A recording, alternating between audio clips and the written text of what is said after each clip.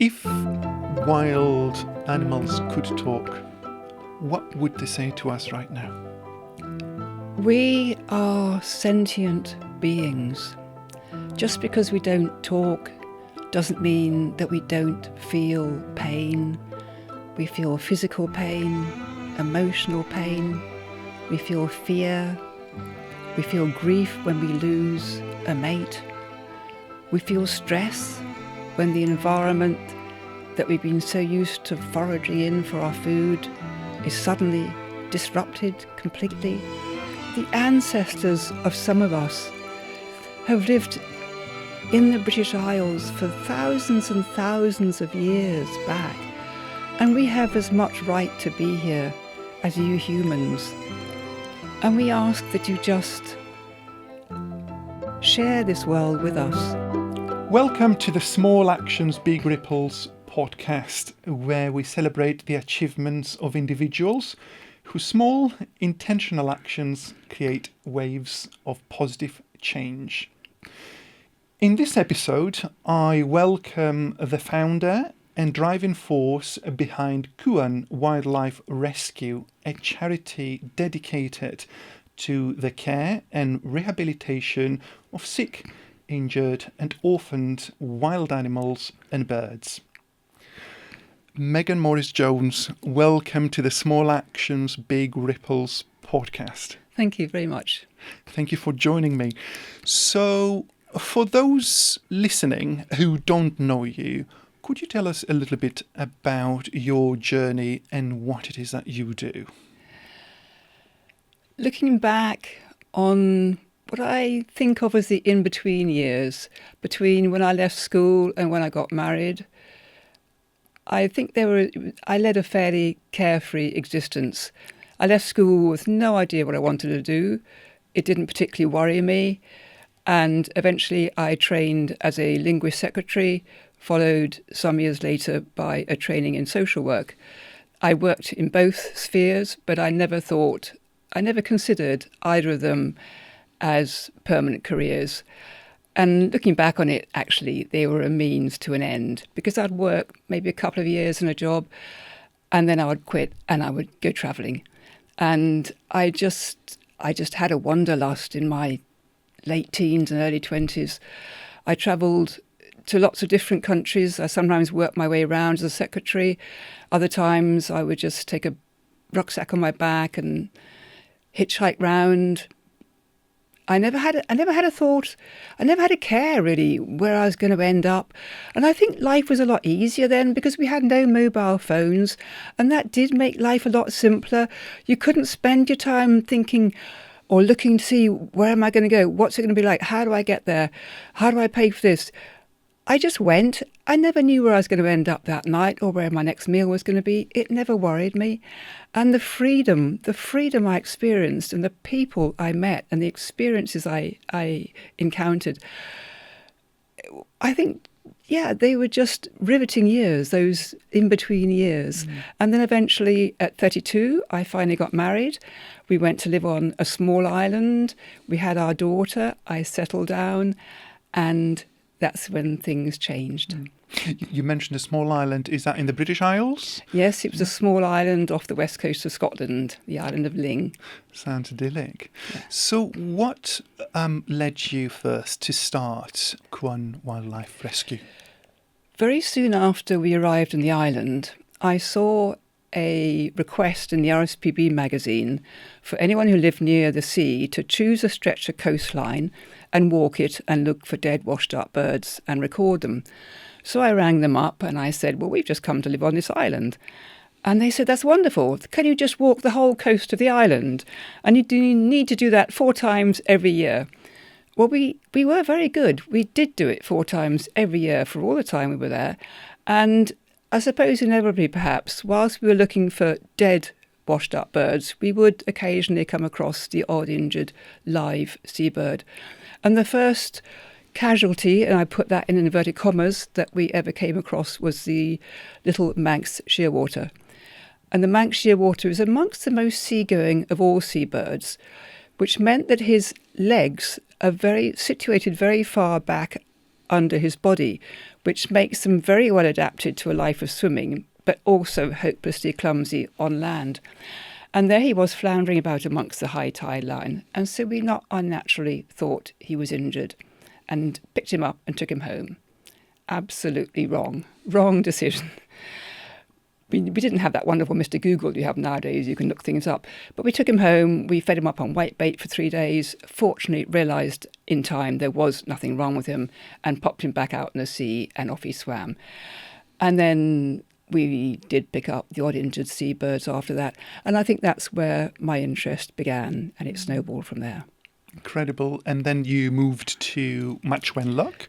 Is that the first town that your journey started with Cuan, or? Yes, I'd begun to get interested on the island, and when we came down to Cuan, we only had a small 2-up, 2-down cottage, but I contacted the RSPCA, and they were lovely. Two of them came out to see me, and they said, we haven't got anywhere for wildlife. We do pick it up sometimes. We just rely on friends who may have a stable or something. There were no facilities for it. And that was like a green light for me. And so in a very small way, we started taking in just small creatures, small fledglings being caught by cats. Most of them didn't survive back then. Little baby rabbits dug out of their burrows by dogs. Again, most of them didn't survive. We had more success with hedgehogs and bats. And then eventually we found ourselves, numbers started growing, and then eventually we found ourselves with a duck in a cage on our dining room table, and we really had to stop and ask ourselves, where do we go from here? Do we want to just call it a day, been there, done that, go back to being a normal family, or should we carry on with it, in which case we would have to move? And it was not an easy decision, because the three of us loved our little cottage. It was small, it was cosy, it was warm, in contrast to the big, rambling, damp, drafty house we lived in the island. But at the end of the day, we thought there's always going to be sick and injured wildlife that will need specialist facilities. So we did sell up, and we did move to not where we are now, but to a place we had for nearly 25 years before we got to where we are now. So as well as looking after wildlife, you're also committed to educating the public and to research. Yeah, we became a member of the organisation called the British Wildlife Rehabilitation Council, which is like a sort of umbrella for all big or small wildlife organisations, charities in this country. And I was quite a committed member to that. So we used to send in our records to them, and they would collect them. Education, that came a little later. Once I got really more experience in what we were doing, I think. But nowadays we do put a lot of emphasis on education, because, especially on the younger generation, because they're the ones who we want to follow us. If no one's there to follow our interest in wildlife, what's going to happen when we're too old to do it? We need to educate the younger generation, so we put a lot of emphasis on that. We offer placements to veterinary students, young people doing animal care courses. We do talks to all age groups, from primary school up to 90-year-olds, and we have hedgehog parties and wildlife parties for small children, and I myself do quite a lot of the talks to adult groups around the county. Yeah, and Cuan Wildlife Rescue is known in the UK as one of the biggest and one of the best wildlife charities. Is this right? I don't know about best. I'm not the one to say that. It is one of the biggest, yes. But when I say that, I'm not boasting. It's not a competition to see who can take in the most. I mean, all of us, I know, without exception, would dearly love to take in less than half the animals that we take in. But when someone comes to our hospital door and they're probably bearing a cardboard box, it might be this big, it might be that big, and we open it up, and inside there's one bleeding, terrified, traumatised little fox. Might be an owl, might be a blackbird.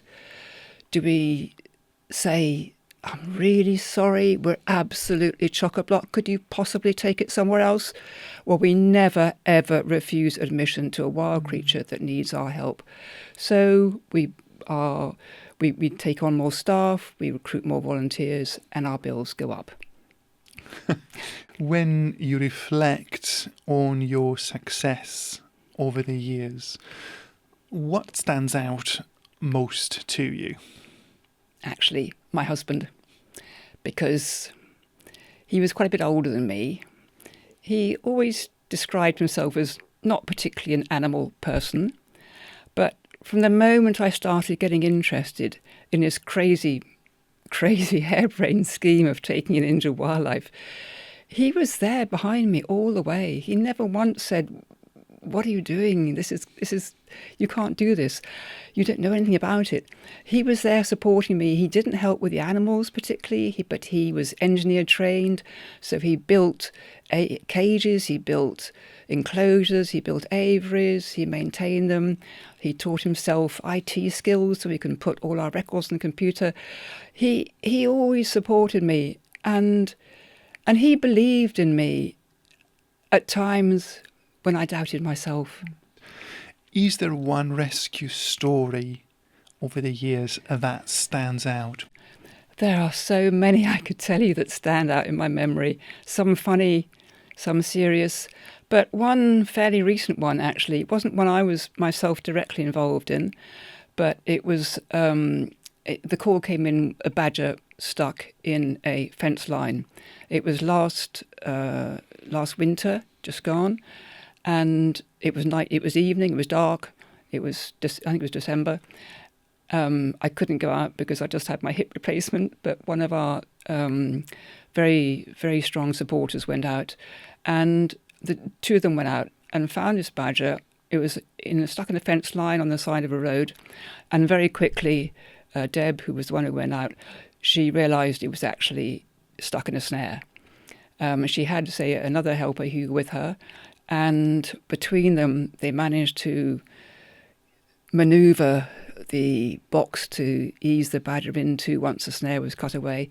Easy, because you have to climb over this barbed wire fence, remember, it wasn't easy. And eventually, with difficulty, they cut away the snare, because snares are very strong cables. And then they cut that away, but still the badger wasn't moving. It was tight round its neck.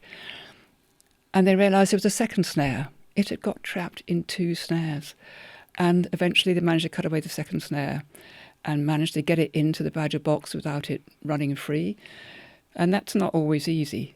And eventually they got it back to Cuan. It was night time. My daughter, who now runs Cuan, was there to receive it. She gave it painkillers straight away and settled it down for the night. And the next day our vet came to see it, and he cleaned up the wounds. And they did heal. Snare wound, we always keep animals that have had any sort of ligature, particularly snares around them, for several days, because the tightness of the snare can often cause a thing called pressure necrosis. And there may not be an actual cut of the skin at the time, but over days, the skin, the cells will start to die back, and the skin will break down, and you're left with this gaping wound. So we always keep snare injuries for several days, up to a week, to make sure that the wound doesn't break down a few days after it's come in. But it didn't break down. They were okay. And Deb and her helper Hugh went and did a survey of the area a few days later and found a suitable place to release him, because they have to go back because they're such territorial animals. Now, I'm aware that you've already mentioned the incredible support that you have received by your husband over the years. Looking back, what has kept you going through some of the hardest times?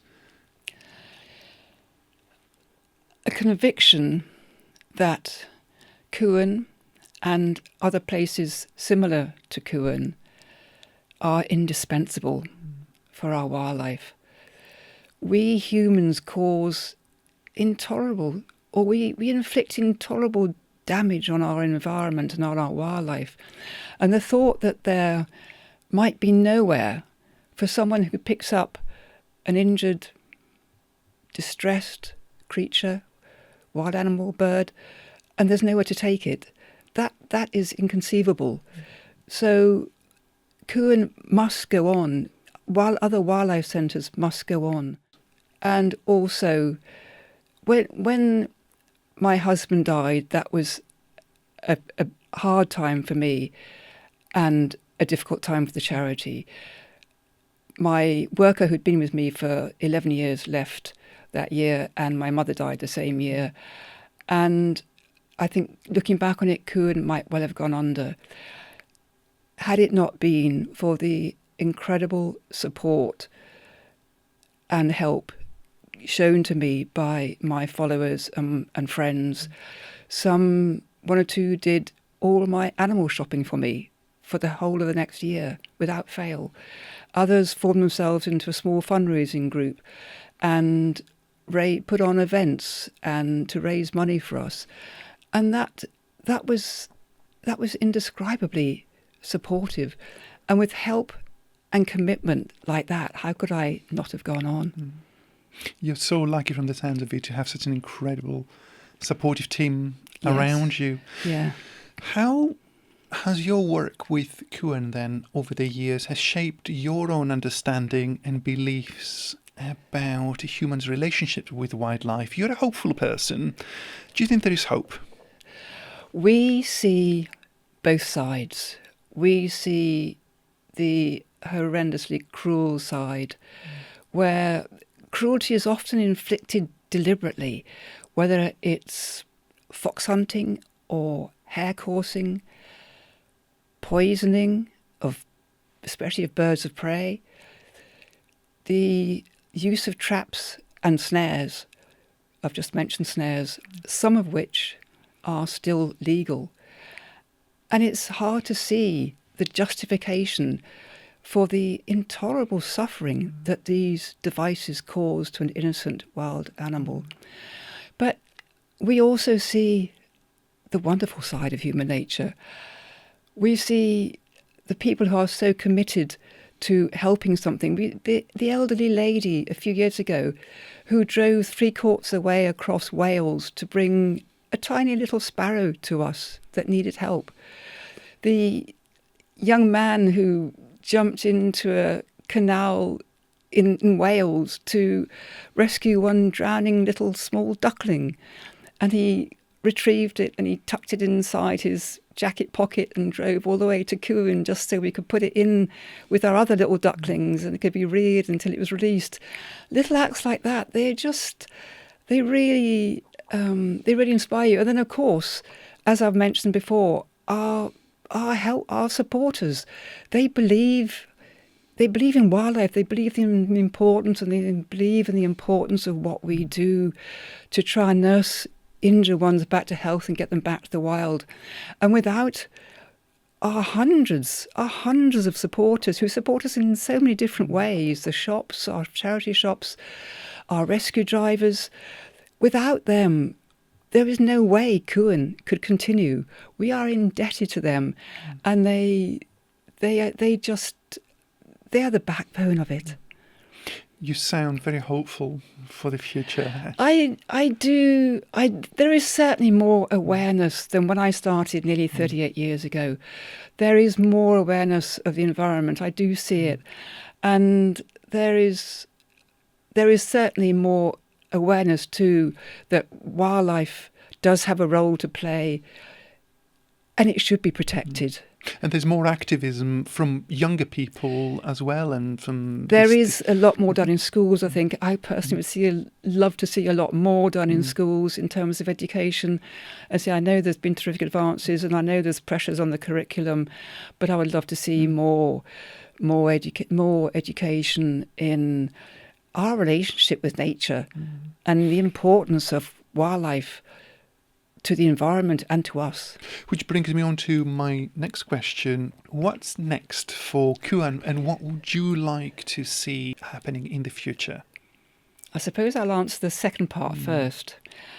I would dearly love to see the need for Cuan and other places like Cuan diminish. I would love to see that there wasn't a need for our places anymore. Now that's maybe pie in the sky. It's not going to happen in the near future, but that I'd love to think of it as a dream for the future. What are our immediate plans? Well, we do have one ambitious project. We take in roughly about 6,500 wildlife casualties every year.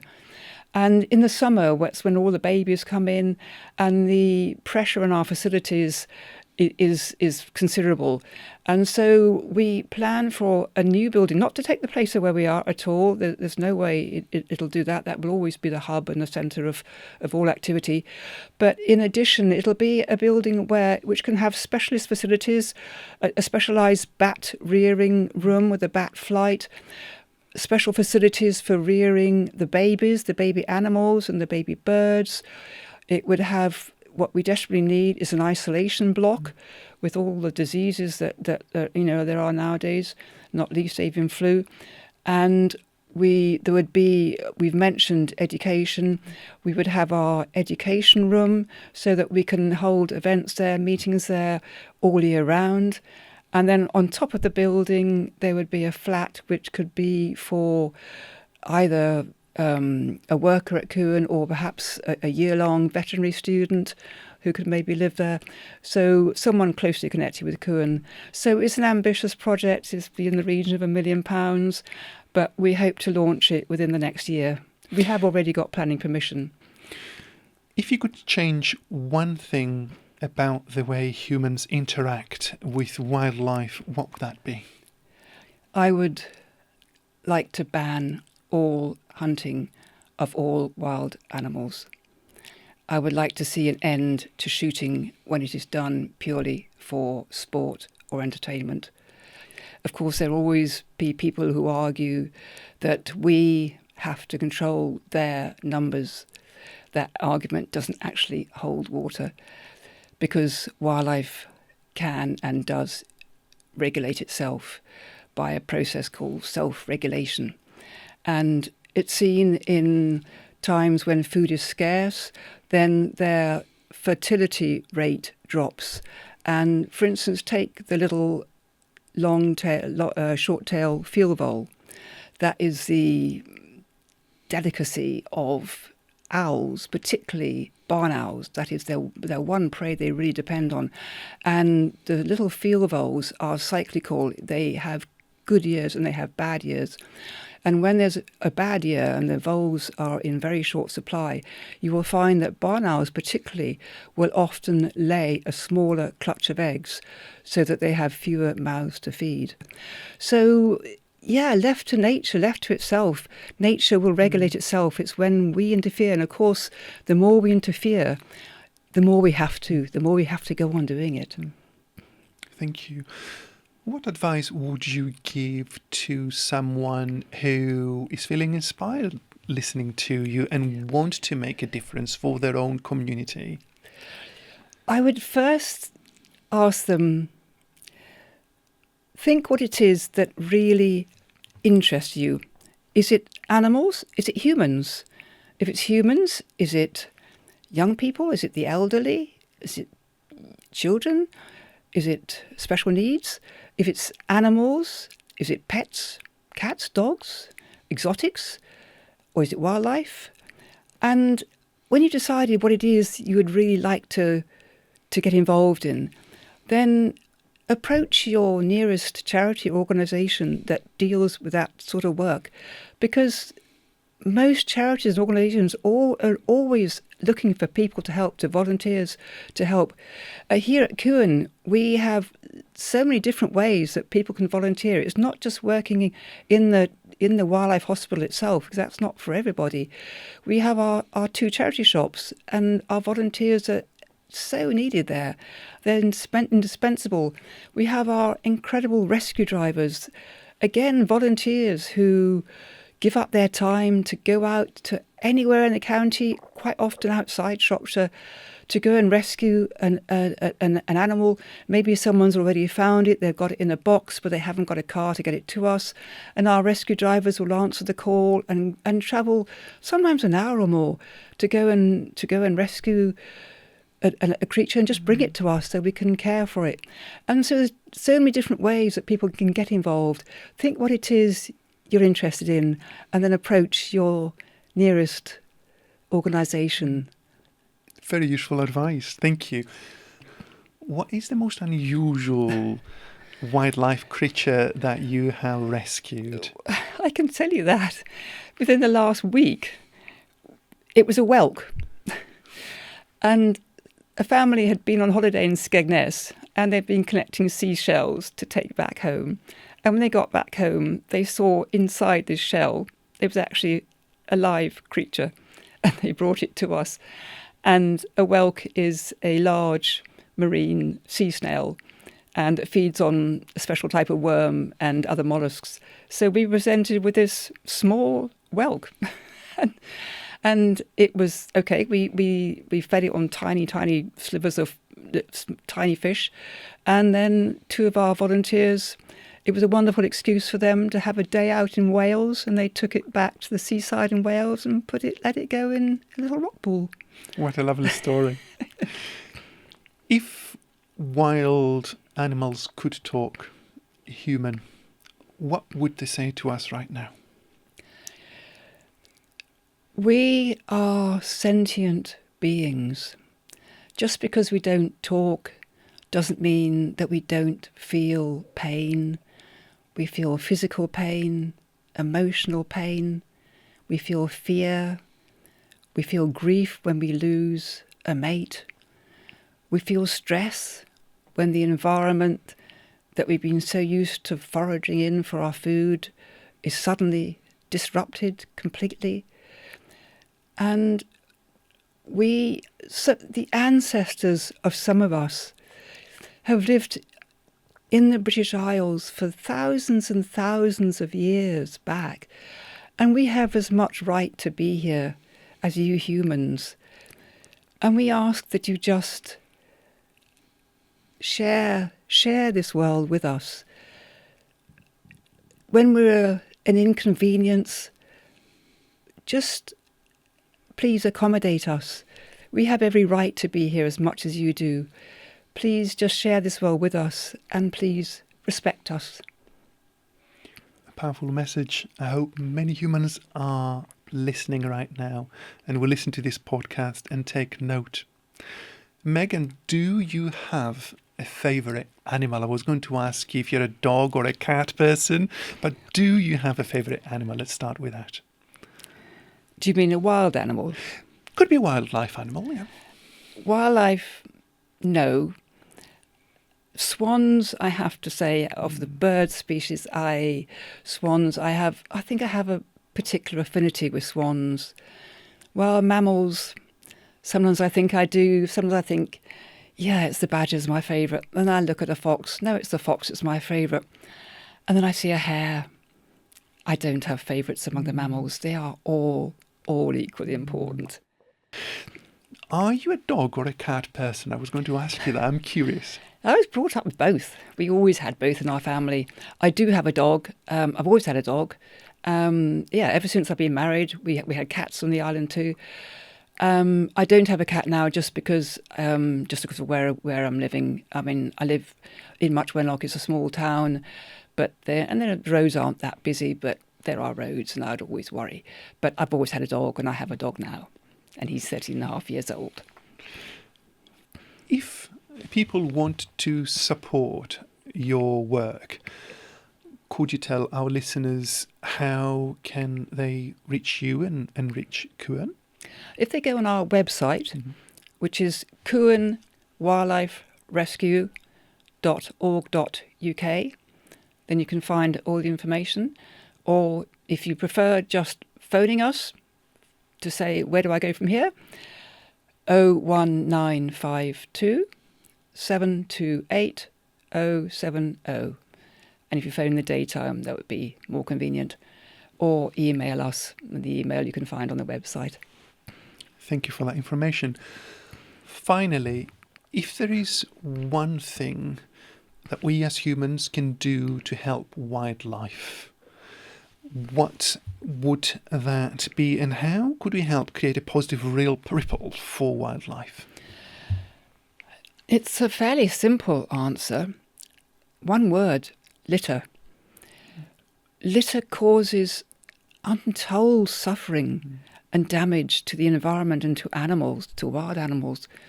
We get hedgehogs brought into us frequently, actually, with elastic bands tied, stretched so tightly round their necks or their middle, it's slowly strangling them.